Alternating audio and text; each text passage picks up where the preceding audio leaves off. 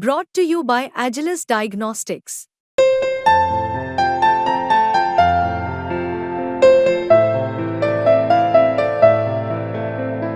Agilus Diagnostics.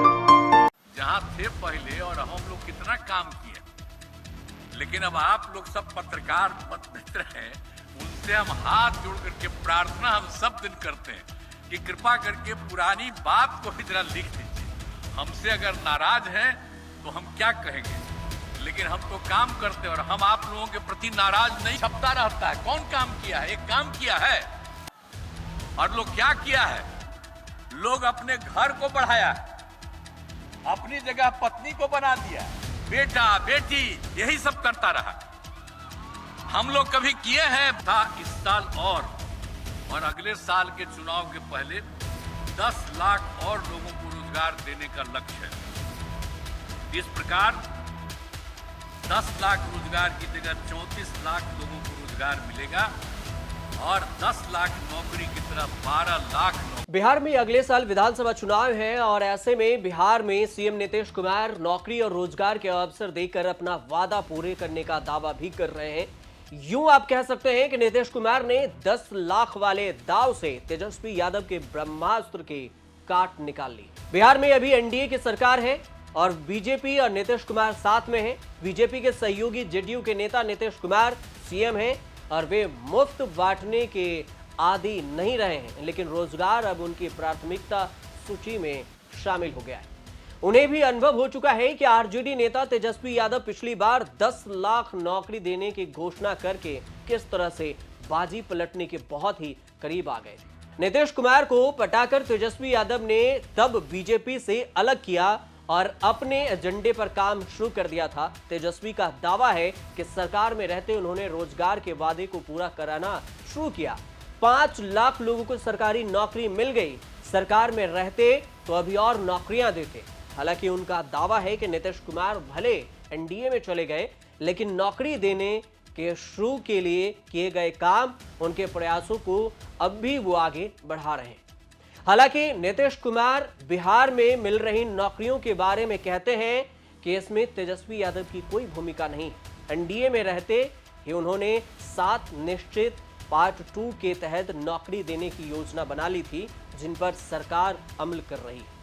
अब नीतीश कुमार ने स्वतंत्रता दिवस के अपने संबोधन में राज्य के युवाओं को पहले से तय संख्या से ज्यादा सरकारी नौकरी और रोजगार देने का ऐलान कर दिया है।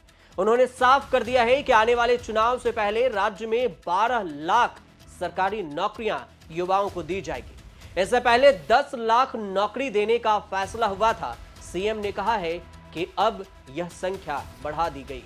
लालू पर भी खूब निशाना साधा। नीतीश कुमार का बयान सुनो। जहां थे पहले और हम लोग कितना काम किए, लेकिन अब आप लोग सब पत्रकार मित्र हैं, उनसे हम हाथ जोड़ करके प्रार्थना हम सब दिन करते हैं कि कृपा करके पुरानी बात को भी जरा लिख दीजिए। हमसे अगर नाराज हैं तो हम क्या कहेंगे, लेकिन हम तो काम करते हैं और हम आप लोगों के प्रति नाराज नहीं हैं। हम सब दिन आप लोगों की इज्जत करते रहेंगे, हम आपका सब दिन सम्मान देते रहते हैं, हम कभी किसी के खिलाफ नहीं बोलते हैं। तो हम आग्रह करेंगे कि जब पहले क्या था अब क्या किया गया है। अब आजकल कुछ भी कोई बयान देता है, छपता रहता है कौन काम किया है, एक काम किया है। और लोग क्या किया है, लोग अपने घर को बढ़ाया, अपनी जगह पत्नी को बना दिया, बेटा बेटी यही सब करता रहा।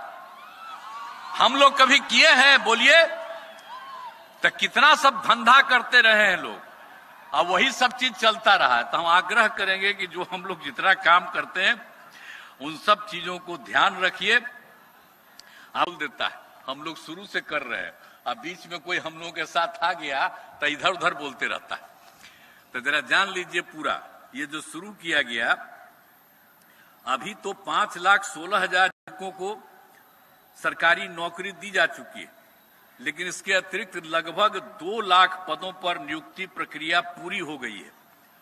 और अब हम लोगों ने तय कर दिया है इस साल और अगले महीने के चुनाव वगैरह के पहले युवाओं को 10 लाख की जगह 12 लाख सरकारी नौकरी दी जाएगी। जब हम लोग 22 में कह दिए थे 10 लाख का पहले से तय किया था, अब आप जान लीजिए कि अब उतना संख्या बढ़ रहा है कि अब 10 लाख से बढ़ करके 12 लाख हो जाएगा। लेकिन आप जानते हैं कि हम लोग रोजगार के बारे में भी 10 लाख कहे थे, लेकिन अब रोजगार की बात है। पिछले 4 वर्षों में विभिन्न क्षेत्रों में तो हम लोग तो 10 लाख का कहे थे, लेकिन विभिन्न क्षेत्रों में 24 लाख लोगों की रोजगार दे दिया गया है तथा इस साल और अगले साल के चुनाव के पहले 10 लाख और लोगों को रोजगार देने का लक्ष्य है। इस प्रकार 10 लाख रोजगार की जगह 34 लाख लोगों को रोजगार मिलेगा और 10 लाख नौकरी की तरह 12 लाख नौकरी। बिना नाम लिए तेजस्वी यादव पर भी निशाना साधा। उन्होंने कहा कि हम लोग शुरू से युवाओं को सरकारी नौकरी देने को लेकर काम कर रहे हैं। बीच में कुछ लोग हमारे साथ आ गए और इधर उधर कुछ भी बोलते रहे। हम लोग सरकारी नौकरी और रोजगार देने की दिशा में लगातार काम कर रहे हैं। उन्होंने ऐतिहासिक गांधी मैदान से लालू प्रसाद यादव के परिवारवाद को भी आड़े हाथ लिया और नीतीश कुमार ने इसी मंच से यह पूछा कि आखिर लालू यादव और उनके परिवार ने बिहार के विकास के लिए किया ही क्या है। केवल अपने परिवार और सगे संबंधियों को बढ़ाने के अलावा और क्या किया। लेकिन इस पूरे भाषण के दौरान उन्होंने लालू परिवार के किसी सदस्य का नाम नहीं लिया, मगर इशारे में यह साफ जाहिर है कि आरजेडी सुप्रीमो लालू प्रसाद यादव, तेजस्वी यादव, राबड़ी देवी, मीसा भारती, तेज प्रताप यादव और रोहिणी आचार्य की बात ही नीतीश कुमार मंच से कर रहे हैं।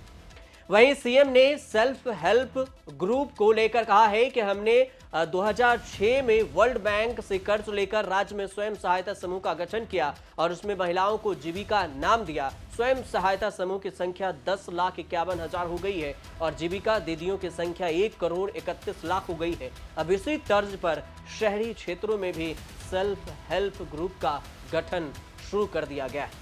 मुख्यमंत्री नीतीश कुमार की ओर से स्वतंत्रता दिवस समारोह पर दिए गए भाषण का जवाब कांग्रेस के प्रदेश अध्यक्ष अखिलेश प्रसाद सिंह ने दिया और उन्होंने कांग्रेस प्रदेश अध्यक्ष ने कहा कि बिहार सीएम नीतीश कुमार के भरोसे नहीं चल रहा है। उन्होंने ये भी कहा कि बिहार भगवान भरोसे चल रहा है। एक सवाल के जवाब में अखिलेश प्रसाद सिंह ने कहा कि 20 साल से नीतीश कुमार के हाथ में बिहार की कमान है और इस दौरान उन्होंने क्या किया। यह बात कहते हुए उन्होंने केंद्र सरकार को भी कटघरे में खड़ा कर दिया और साथ में अखिलेश प्रसाद सिंह ने कहा कि शेयर बाजार में भारत के लोगों का पैसा है, उसमें नुकसान हो रहा है और केंद्र सरकार अडानी जैसे बड़े उद्योगपतियों को फायदा पहुंचा रही। आपको यह भी बता दें कि 2025 में बिहार में विधानसभा चुनाव होने हैं। 243 सीटों पर चुनाव होगा। अब देखना दिलचस्प ये होगा कि आखिर बिहार में किसकी बहार होगी, तेजस्वी यादव की या फिर नीतीश की ही सरकार होगी। आने वाला वक्त ही बताएगा। जब विधानसभा का चुनाव होगा कई पार्टी मैदान में उतरेंगी। एक तरफ प्रशांत किशोर, तेजस्वी यादव, एनडीए, इंडिया सभी मिलकर चुनाव लड़ेंगे।